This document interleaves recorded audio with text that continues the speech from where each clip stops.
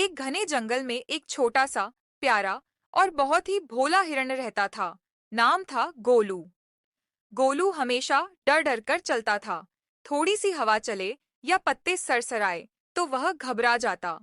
बाकी सारे जानवर उससे कहते, गोलू डरना छोड़ दो, डर से जीवन छोटा हो जाता है।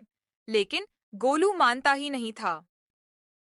एक दिन जंगल में सूखा पड़ गया। तालाब सूखने लगे और खाना कम हो गया।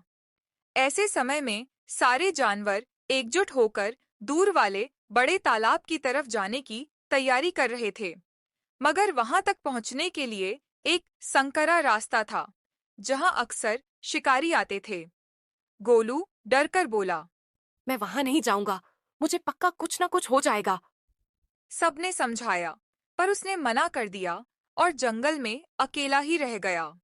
उसी जंगल में एक चालाक लोमड़ी रहती थी, जो हमेशा मौका ढूंढती रहती थी।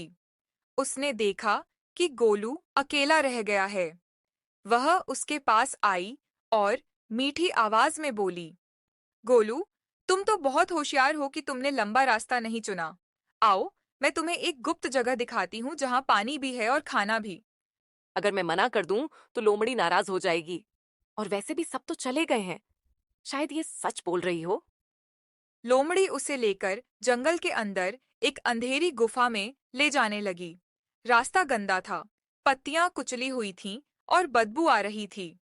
अचानक गोलू ने देखा कि जमीन पर कई जानवरों के पैरों के निशान गुफा की तरफ जा रहे हैं, लेकिन वापस लौटने के निशान बिल्कुल नहीं। गोलू को अचानक अपने दोस्तों की एक बात याद आई। डर और भरोसा दोनों सोच समझ कर करना चाहिए। लोमड़ी दीदी, गुफा में बहुत अंधेरा है। आप पहले जाइए, मैं पीछे पीछे आता हूँ। अरे मैं तो बाहर ही रहती हूँ। अंदर सिर्फ तुम्हें जाना है। बस, गोलू समझ गया कि ये जाल है। वह तुरंत मुड़ा और जितनी तेज भाग सकता था, भागने लगा।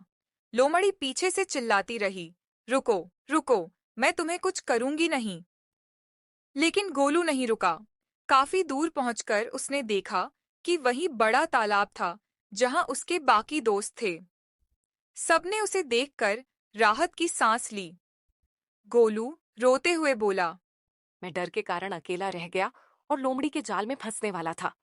काश मैं पहले ही तुम्हारे साथ आ जाता। डरना गलत नहीं, लेकिन डर के कारण गलत फैसले लेना गलत है। उस दिन गोलू का डर कम हो गया और वह समझ गया कि डर को समझदारी से काबू करना ही असली हिम्मत है। डरना बुरा नहीं, लेकिन डर के कारण गलत फैसले लेना बुरा है।